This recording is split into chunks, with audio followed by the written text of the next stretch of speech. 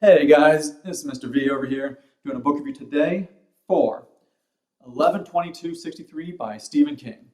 Now, I try to give you a spoiler-free book review. Now, let's get into the book review right now. So, the main concept for this book is you follow a guy, Jake Epping, and he can go back in time. He finds a time portal, he can go back in time, and he decides that he wants to go back and stop the JFK assassination. He has his reasons, and the reasons are actually much more complex than I thought, and he discusses it in the book. But one of the big twists for this is that while he can go back in time, he always goes back to the exact same date in 1958. So while the time portal works, he can go back, he can come back to the present, he will always go back to that exact same date. So if he wants to make it till 11/22/63, he needs to live in the past for at least 5 years. So that is the main concept for the book.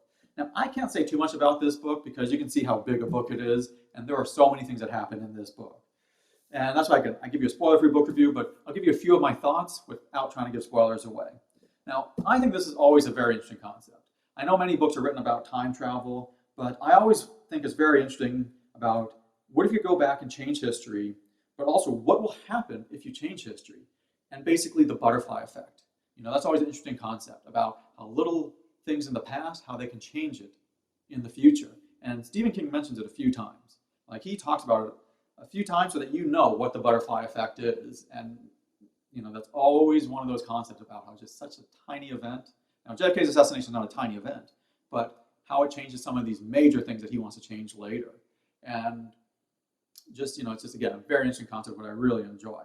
And this book is just fun from the beginning. Because interesting things happen very early in the book. It doesn't take much time to get going.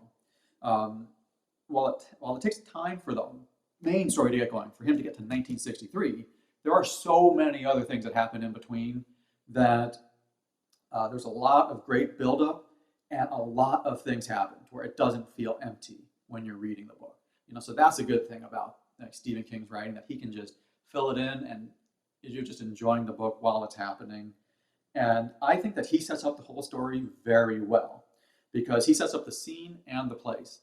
The book, the present day, is supposed to be 2011. And then Jake can go back to the 1950s and then even the 1960s if he lives in the past.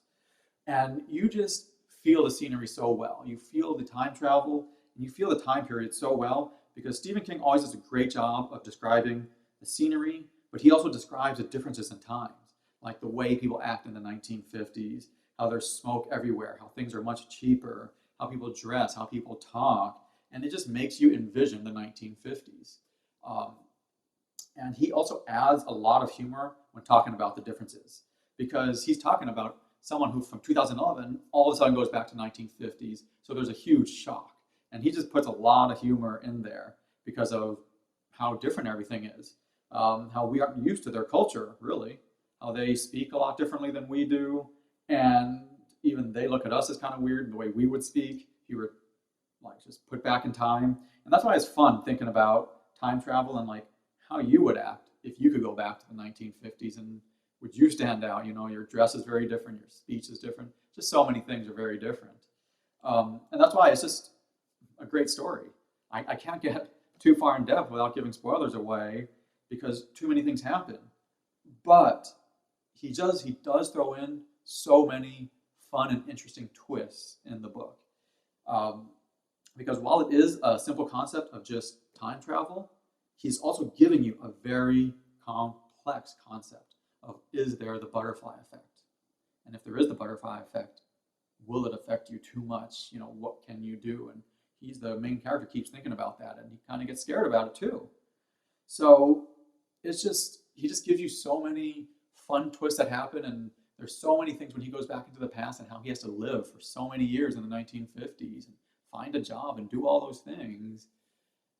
But he knows he wants to come back to 2011 at some point. So it's like some of these friends he's making, is he going to leave them? What's going to happen? And he can't let them know he's a time traveler. They'll think he's crazy. And there's just so many fun things that he goes about. And he also gives you just some of these situations that make you think.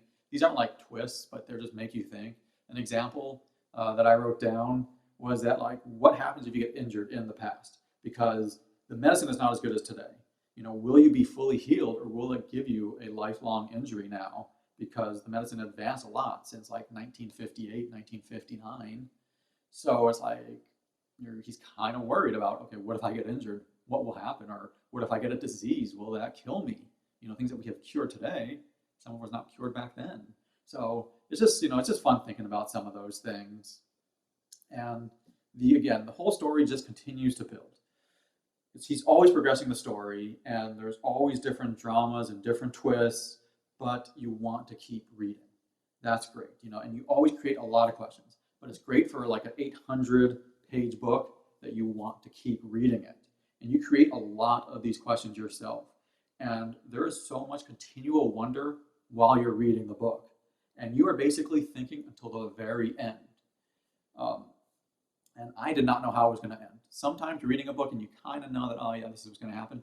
I did not know how this book was going to end. And I think it's always great reading stories like that, especially when it's such a big book. When you're on page 300, you're wondering what's going to happen in the next 100 pages, but you're still wondering what's going to happen at the end. And it's always just great reading stories like that. And I think something that helps is his excellent writing style. Stephen King can just write so well that keeps you engaged, yet it's still a very easy read. It's easy to keep reading, and that is so important in a big book, that you're not halfway through the book and just tired of the book.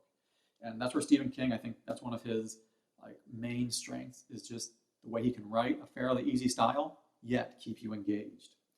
Now, there were just a few things I did not like about the book. One of the things was there are a lot of characters in this book, and many of them are just minor characters, because he's moving towns at times, and he's giving you the 2011, then when he goes back to the past, there's all different characters, and there are a lot of very minor characters. That's just a little thing that happens. And there was one part in the last 100 pages which I found a little odd. I still enjoyed the end. I don't want you to think I don't like the end. I enjoyed the end, but one part was a little bit odd to me. But those are the only things I didn't like. But for the most part, I really, really just love this book, and I highly recommend you guys go out and get it. Now, I'm going to give you my official rating.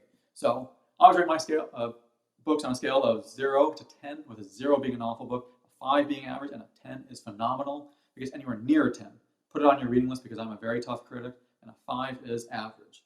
So for Stephen King's 11/22/63, I'm going to give this book a 9.5, which is super high in my rating system. Only one other Stephen King book rated higher than this book, and that was The Stand, by the way. But only one other book rated higher than this. And I think I rate this book so highly because I just had so much fun reading it. It just kept building the story. You're always wondering what's going to happen. You're just enjoying it the whole time. And I just enjoyed the whole book. And even when I put it down, I was just really happy. Just that I had finally went back and I read this book. And I just thought that he just did a great job with the execution of it. Now, if you guys have any questions or comments, please post it in the comment section below, because I always love hearing your opinions and your thoughts. If you guys enjoyed the book review today, hit the subscribe button, as I always upload multiple different types of book reviews. But thank you for watching my book review today. This is Mr. V. Go enjoy reading.